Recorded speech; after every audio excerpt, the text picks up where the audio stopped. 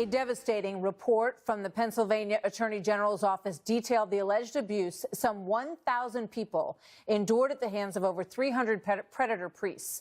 One of those stories involves the Fortney family. We recently sat down with this brave family to discuss what happened and how they are fighting to prevent others from going through what they did. This family went through hell, their lives ravaged by their trusted family priest, who betrayed them in the most depraved way imaginable, stealing the innocence of 5 of their beloved daughters, all while masquerading as a man of God. It was early 1980 when Father Gus Jella suddenly packed up and left his parish in New Jersey. He headed to a new church in Pennsylvania. The Fortney family warmly welcomed the new priest into their home. He came for dinners, gave the kids gifts, asked the children to come to the rectory and help them count the Sunday collection. The sisters say he began to groom them under the guise of what he called education.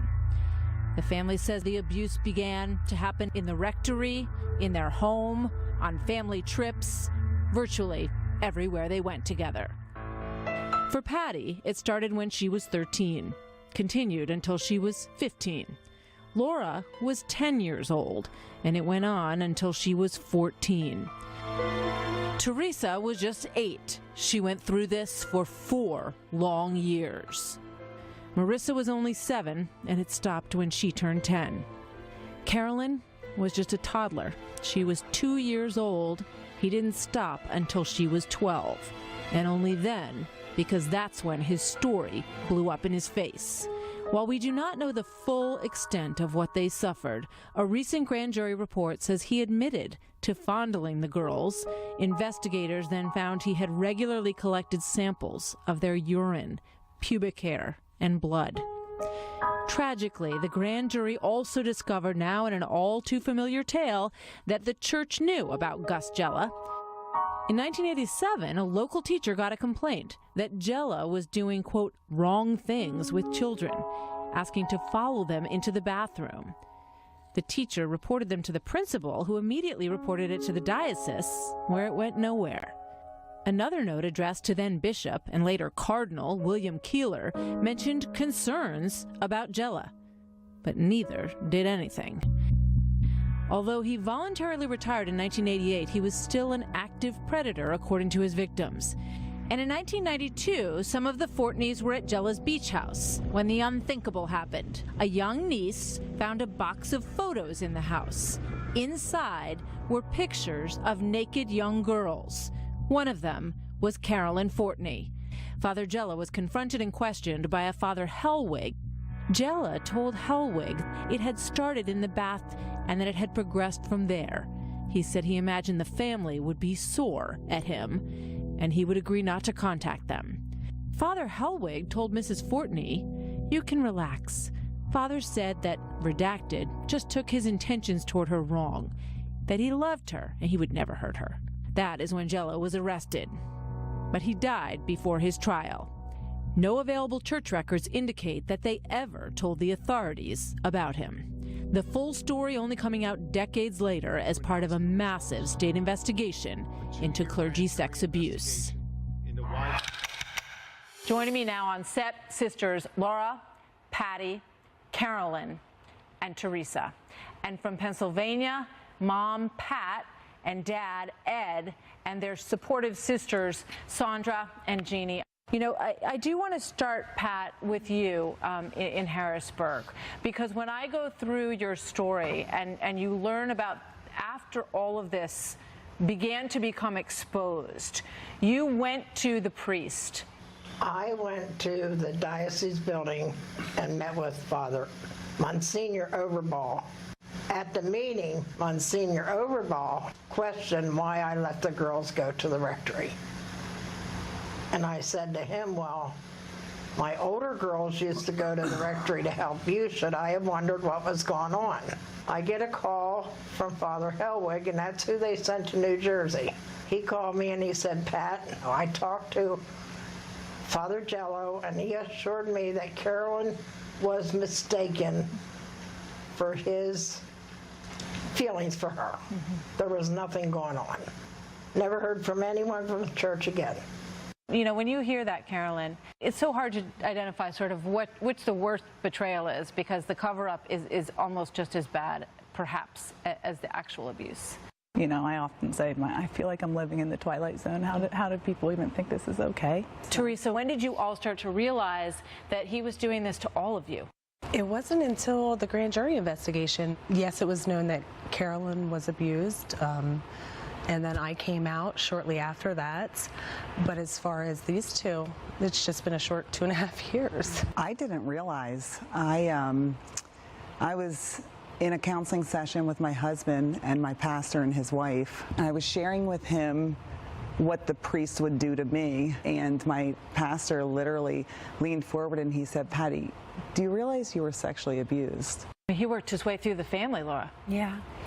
For me, I'm still discovering things. It was about 2.5 years ago when Carolyn came to Patty and I and said, "We need to break the silence." And she didn't know of our abuse at that point. And then Patty would call me and say, "Laura, do you remember when he would do this?" And I'd say, "I didn't, but now I do. I do remember that." You know, Ed, I'm sure, obviously, for a father, it's so devastating. I believed what happened to my Carolyn right away when I was told about it, and because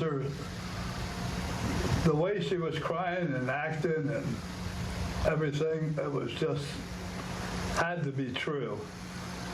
Because no one would act like that or lie to their father in that manner. So I knew it had to be true. I couldn't work for 2 years after that happened, and that really put us in the hole.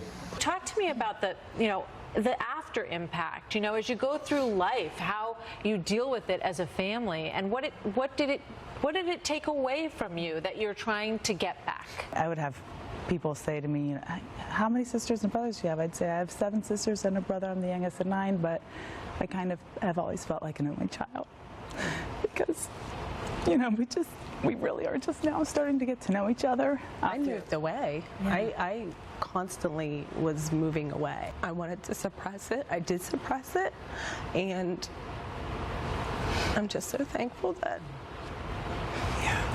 I do have my family back, and I'm not ashamed anymore.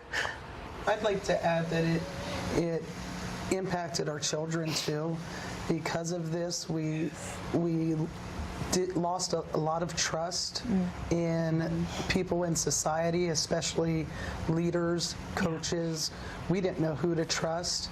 But I really want to, put a program together that, educates children, because some people might push that aside, thinking that it's too much information for a child to handle, but not today. He never went to trial. He died before he went to trial. And we have seen in some of these other cases the opportunity for people to step forward and to look this person in the eye and say something that they want to say.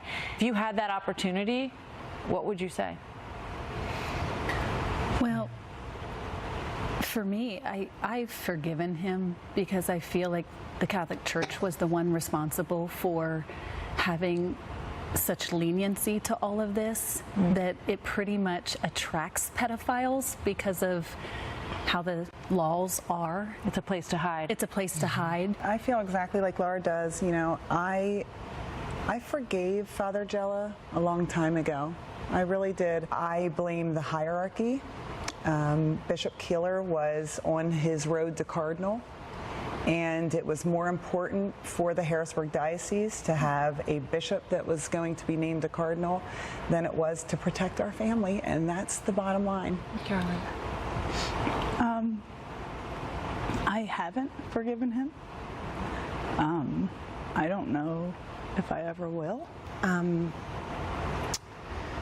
As a Christian, I can't harbor that guilt to not forgive him. But It's very hard to.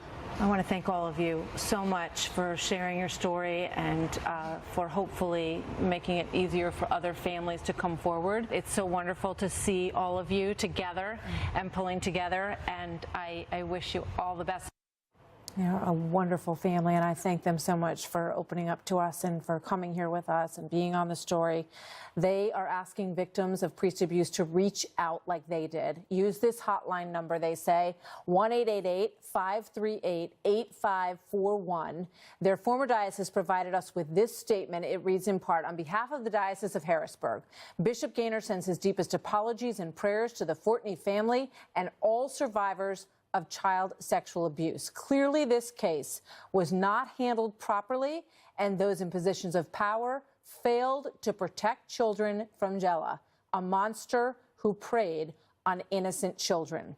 The diocese has removed the names of the accused abusers and former bishops from all buildings and places of honor. We will be right back.